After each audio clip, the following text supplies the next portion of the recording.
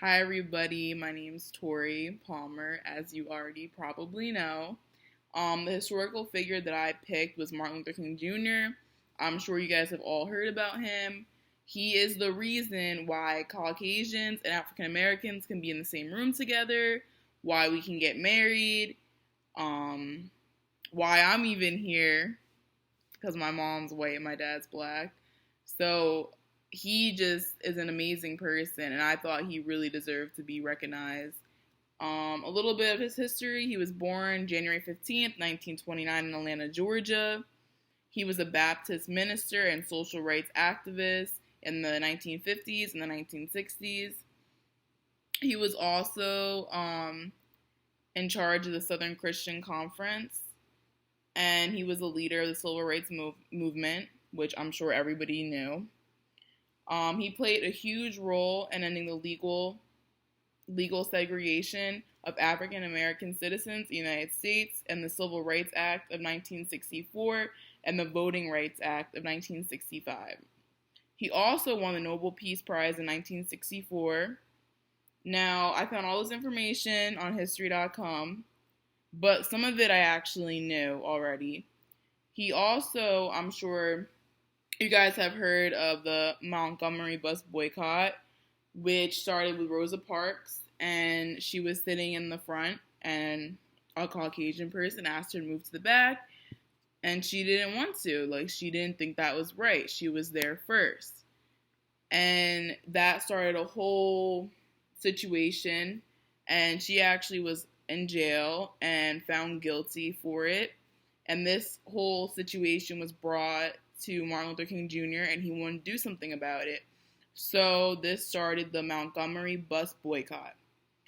And that lasted 382 days. And that was everybody who believed what happened to Rosa Parks was wrong. They walked everywhere they needed to go work, just anywhere. And it was far, too, but people believed that this is something that needed to happen. And while they were dealing with this, walking, they were also being harassed and violence. There was just a lot of violence, but they continued to do it because that's what they believed in. And Martin Luther King Jr.'s house was actually attacked due to the Montgomery bus boycott. Martin Luther King Jr. was not a violent person at all. He believed that everybody should be together and we should just all be happy. He led a lot of peaceful protests, and he just was honestly like an amazing person. Like, I wish I could have met Martin Luther King Jr. I'm sure we all know his famous speech, "I Have a Dream," and that was during the march in Washington, and that was for jobs and freedom, and that was in August. That was August 28th, 1963, when he led the march in Washington and had his famous "I Have a Dream" speech.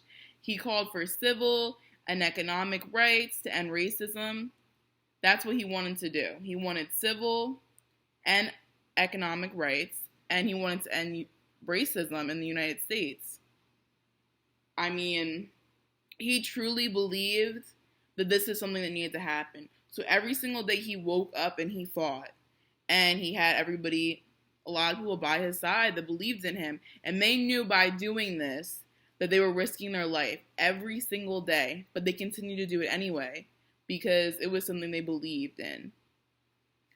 Unfortunately, with dealing with all this comes consequences. And there's obviously a lot of people during this time period that did not like Martin Luther King Jr.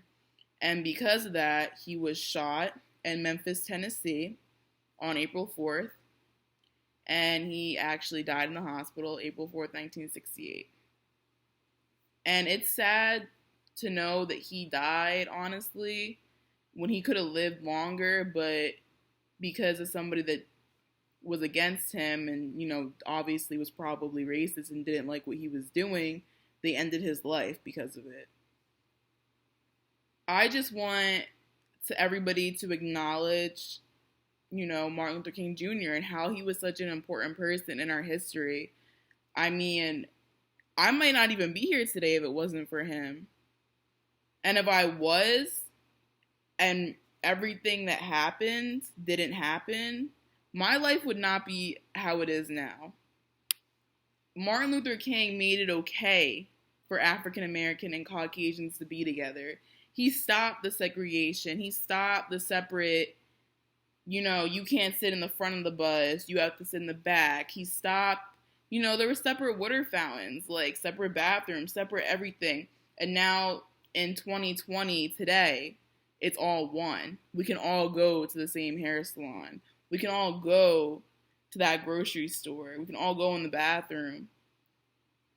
I mean, his I Have a Dream speech was truly, like, amazing.